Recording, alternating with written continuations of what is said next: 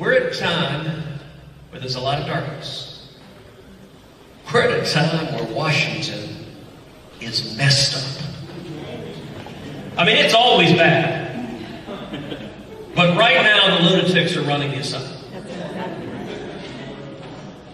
You know, right now, when they let Joe Biden out of the basement, Nancy Pelosi and Chuck Schumer team up, and the assault that they are waging on our country is terrible. On spending, I pray nobody tells the Democrats what comes after $1 trillion.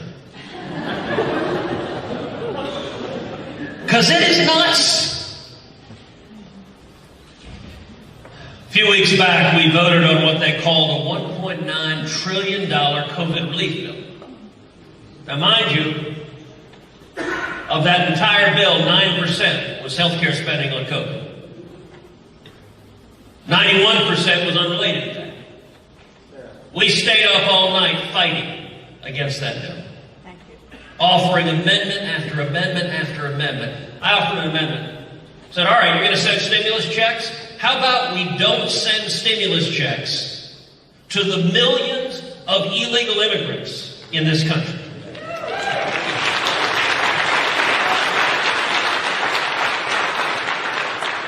We voted on that. Every single Democrat voted no. Shame on that. Failed by one vote.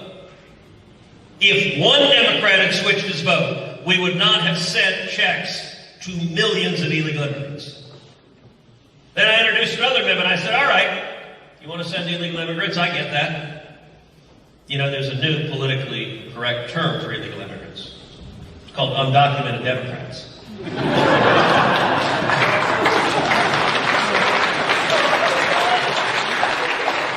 But I said, all right, fine, I get that. How about this then? I had another amendment. Let's not send stimulus checks to criminals in jail, currently incarcerated. We voted on that. Every single Democrat voted no. Voted no, it failed by one vote.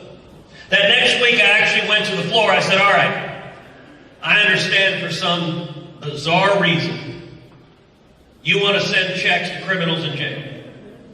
How about this then? Let's see if we can go even more narrow. How about murderers? People currently incarcerated for homicide. Let's not send them a check. Democrats stood up and objected. I said, all right, how about rapists? Let's not send rapists a check. Democrats stood up and objected. I said, all right, let's see if we can find any agreement. How about child molesters? The worst of the worst. By the way, in Texas, I think the appropriate penological approach to child molesters is garden shears.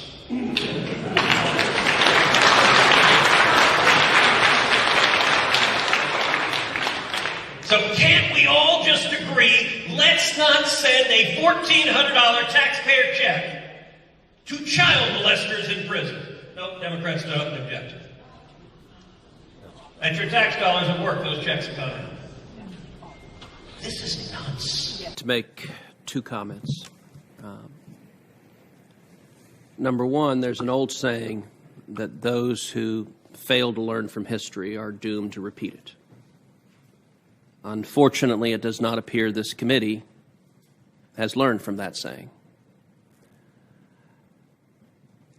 Across the country, there are advocates of criminal justice reform who are watching what's happening here today. And they may well celebrate in a few minutes when your bill is getting ready to pass out of committee. But unfortunately, we're repeating exactly the same pattern this committee has done before. In a prior Congress, I introduced a series of amendments on a prior iteration of First Step to eliminate retroactivity and to exclude violent crimes. And the same thing happened then that happened here today, which is the committee voted it down. Then, as now, there was a majority on the Judiciary Committee to vote down every one of those amendments. You get all the Democrats and a couple of Republicans, that's enough to vote them down. And what I predicted then in this room, I said, well, you can vote it out of committee, but what you've just done is killed this bill. There's some members of this committee that are relatively new to the Senate. This bill will be voted out, and the chances that it passes on the floor of the Senate right now, having rejected all three of those amendments, I can quantify with exact precision. The chances that this bill passes into law are 0.0%. And most of the members of the committee know that. Certainly the senior members who've been around here for a while know it's not going to get the votes to pass on the floor. So it may feel good as a partisan exercise to vote down all the amendments, but for the advocates of criminal justice reform at home, what you've just seen is the process failing because the bill won't pass. And both sides know that. Let me make a second point. We are in polarized times. We're in angry times. Each side yells and screams at each other. There's too much hate on both sides of the aisle. We're convinced the other side is always in the wrong. I hope that that fever breaks in time. Donald Trump was a unique president. Unique in good respects and unique in some respects that were not so good. One of the consequences of Donald Trump is that he drove our Democratic colleagues stark raving mad. And we are living in a world where congressional Democrats have been radicalized by 4 years of Donald Trump. There used to be such a creature as moderate Democrats. I'm not convinced there is such a thing anymore. In the last 5 months of the Biden administration, with Schumer and Pelosi leading Congress, Senate Democrats have 3 times had votes to determine where they are on the question of violent criminals, on the question of the very worst violent criminals, murderers, rapists, child molesters. And the only reasonable conclusion an objective observer can derive from what we've seen the last 5 months is Senate Democrats have made the decision that they are the party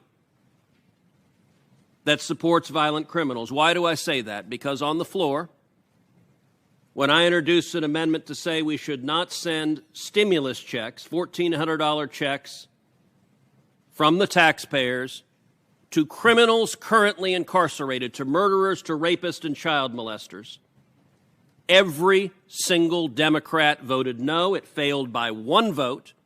That means every Democrat was the deciding vote, and the federal government sent millions of dollars to criminals currently incarcerated, many for horrific crimes. Likewise, in the Rules Committee, I had a series of amendments to strike from S1, what many are calling the Corrupt Politicians Act, the provisions to mandate that criminals and felons be allowed to vote, and in particular focused on murderers, rapists, and child molesters. And once again, you saw Senate Democrats line up over and over and over again to say they wanted to strike down the state laws that prohibit the very worst criminals from being able to vote. And now today, we're not even talking about sending money to criminals. We're not even talking about letting criminals vote. We're talking about mass murderers and rapists. Do you let them out early? I guarantee you, every one of you, if you went home to your states, even in very blue states like Illinois,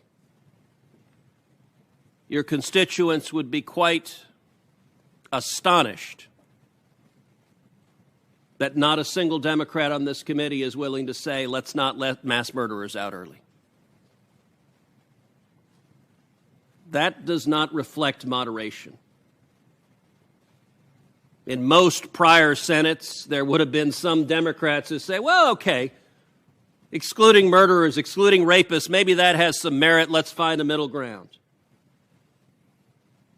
But post-Trump, today's Democrats don't do middle ground.